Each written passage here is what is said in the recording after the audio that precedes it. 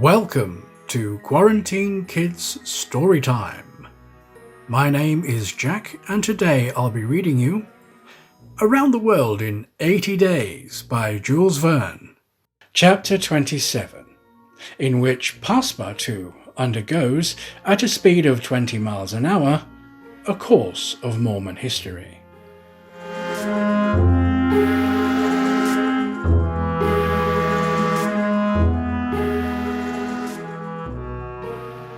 During the night of the 5th of December, the train ran southeasterly for about 50 miles, then rose an equal distance in the northeasterly direction towards the Great Salt Lake. Passepartout, about 9 o'clock, went out upon the platform to take some air. The weather was cold, the heavens grey, but it was not snowing. The sun's disk, enlarged by the mist, seemed an enormous ring of gold, and Passepartout was amusing himself by calculating its value in pounds sterling, when he was diverted from his interesting study by a strange-looking personage who made his appearance on the platform. This personage, who had taken the train at Elko, was tall and dark, with black moustache, black stockings, a black silk hat, a black waistcoat, black trousers, a white cravat, and dogskin gloves. He might have been taken for a clergyman. He went from one end of the train to the other, and affixed to the door of each car a notice written in manuscript. Passepartout approached and read one of these notices, which stated that Elder William Hitch, Mormon missionary, taking advantage of his presence on train number 48, would deliver a lecture on Mormonism in car number 117 from 11 to 12 o'clock, and that he invited all who were desirous of being instructed concerning the mysteries of the religion of the Latter-day Saints to attend. "I'll go," said Passepartout to himself. He knew nothing of Mormonism except the custom of polygamy, which is its foundation. The news spread quickly through the train, which contained about 100 passengers, 30 of whom, at most, attracted by the notice, ensconced themselves in car number 117. Passepartout took one of the front seats. Neither Mr. Fogg nor Fix cared to attend.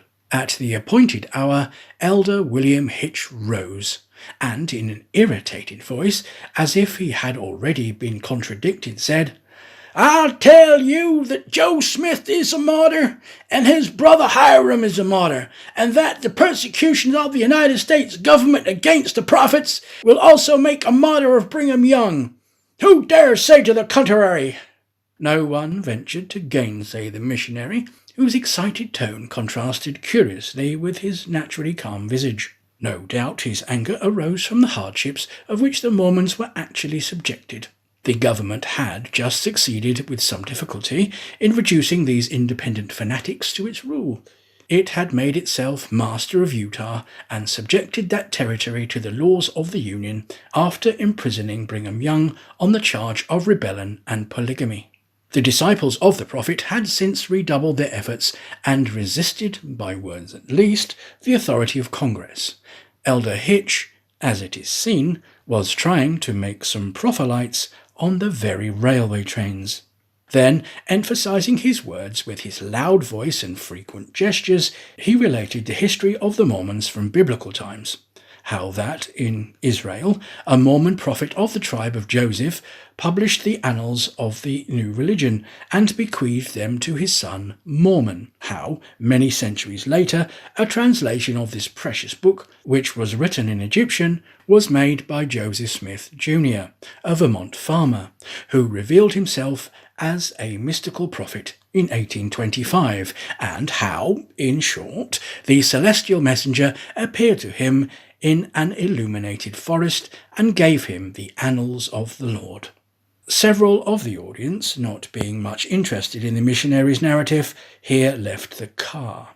But Elder Hitch, continuing his lecture, related how Smith, Jr., with his father, 2 brothers, and a few disciples, founded the Church of the Latter-day Saints, which adopted not only in America, but in England, Norway, and Sweden, and Germany, counts many artisans as well as men engaged in the liberal professions among its members. how a colony was established in Ohio, a temple erected there at a cost of $200,000, and a town built at Kirkland. How Smith became an enterprising banker and received from a simple mummy showman a papyrus scroll written by Abraham and several famous Egyptians. The elder's story became somewhat wearisome, and his audience grew gradually less, until it was reduced to 20 passengers. But this did not disconcert the enthusiast, who proceeded with the story of Joseph Smith's bankruptcy in 1837 and how his ruined creditors gave him a coat of tar and feathers. His reappearance, some years afterwards, more honourable and honoured than ever, at Independence, Missouri, the chief of a flourishing colony of 3,000 disciples, and his pursuit thence by outraged Gentiles and retirement into the far west. 10 hearers only now were left, among them the honest Passepartout, who was listening with all his ears. Thus he learned that, after long persecutions, Smith reappeared in Illinois and in 1839 founded a community at Nauvoo on the Mississippi, numbering 25,000 souls, of which he became mayor, chief justice, and general-in-chief, that he announced himself in 1843 as a candidate for the presidency of the United States, and that finally, being drawn into ambuscade at Carthage, he was thrown into prison and assassinated by a band of men disguised in masks.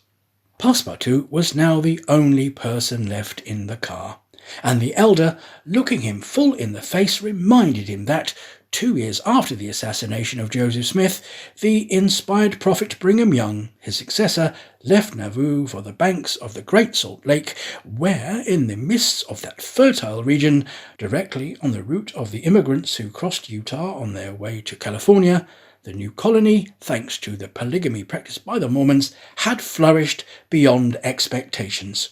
"And this," added Elder William Hitch, "this is why the jealousy of the Congress has been aroused against us.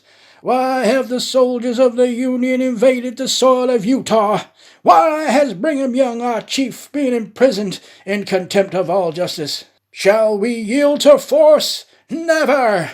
Driven from Vermont, driven from Illinois, driven from Ohio, driven from Missouri, driven from Utah, we shall yet find some independent territory on which to plant our tents, and you, my brother," continued the elder, fixing his angry eyes upon his single auditor, "will you plant yours there too, under the shadow of our flag?" "No," replied Passepartout courageously, in his turn retiring from the car and leaving the elder to preach to vacancy. During the lecture, the train had been making good progress, and towards 12:30 it reached the northwest border of the Great Salt Lake. Thence the passengers could observe the vast extent of this interior sea, which is also called the Dead Sea, and into which flows an American Jordan. It is a picturesque expanse, framed by lofty crags in large strata, encrusted with white salt, a superb sheet of water which was formerly of larger extent than now, its shores having encroached with the lapse of time, and thus at once reduced its breadth and increased its depth. The Salt Lake, 70 miles long and 35 wide, is situated 3 miles 800 feet above the sea, quite different from Lake Asphaltite, whose depression is 1,200 feet below the sea. It contains considerable salt, and 1/4 of the weight of its water is solid matter, its specific weight being 1,170, and, after being distilled, 1,000. Fishes are, of course, unable to live in it, and those who descend through the Jordan, the Weber, and other streams soon perish. The country around the lake, well cultivated, for the Mormons are mostly farmers, while ranches and pens for domesticated animals, fields of wheat, corn, and other cereals, luxuriant prairies, hedges of wild rose, clumps of acacias and milkwort would have been seen 6 months later. Now the ground was covered with a thin powdering of snow.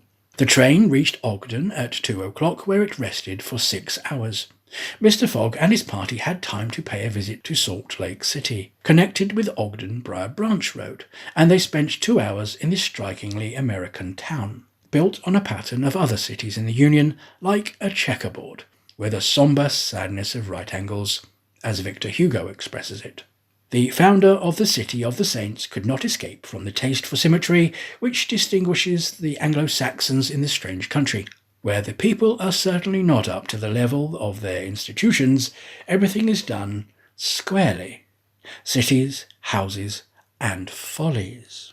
The travellers then were promenading at 3 o'clock about the streets of the town built between the banks of the Jordan and the spurs of the Wasatch Range. They saw few or no churches, but the Prophet's mansion, the courthouse, and the arsenal blue brick houses with verandas and porches surrounded by gardens bordered with acacias, palms, and locusts. A clay and pebble wall built in 1853 surrounded the town, and in the principal street were the market and several hotels adorned with pavilions. The place did not seem thickly populated. The streets were almost deserted, except in the vicinity of the temple, which they only reached after having traversed several quarters surrounded by palisades. There were many women, which was easily accounted for by the peculiar institution of the Mormons, but it must not be supposed that all the Mormons are polygamists.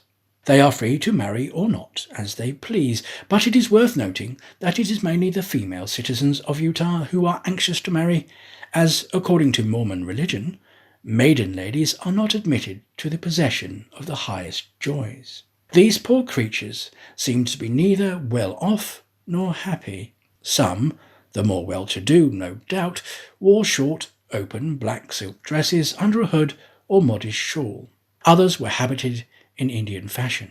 Passepartout could not behold without a certain fright these women charged in groups with conferring happiness on a single Mormon. His common sense pitied, above all, the husband. It seemed to him a terrible thing to have to guide so many wives at once across the vicissitudes of life, and to conduct them, as it were, in a body to the Mormon paradise with the prospect of seeing them in the company of the glorious Smith, who doubtless was the chief ornament of that delightful place to all eternity. He felt decidedly repelled from such a vocation, and he imagined, perhaps he was mistaken, that the fair ones of Salt Lake City cast rather alarming glances on his person. Happily, his stay there was but brief. At 4, the party found themselves again at the station, took their places in the train, and the whistle sounded for starting. Just at that moment, however, the locomotive wheels began to move. Cries of "Stop! Stop!" were heard. Trains, like time and tide, stop for no one. The gentleman who uttered the cries was evidently a belated Mormon. He was breathless with running. Happily for him, the station had neither gates nor barriers. He rushed along the track, jumped on the rear platform of the train, and fell, exhausted, into one of the seats. Passepartout, who had been anxiously watching this amateur gymnast, approached him with lively interest, and learned that he had taken flight after an unpleasant domestic scene. When the Mormon had recovered his breath, Passepartout ventured to ask him politely how many wives he had, for, from the manner in which he had decamped, it might be thought that he had 20 at least. "One, sir," replied the Mormon, raising his arms heavenward. "One, and that was enough."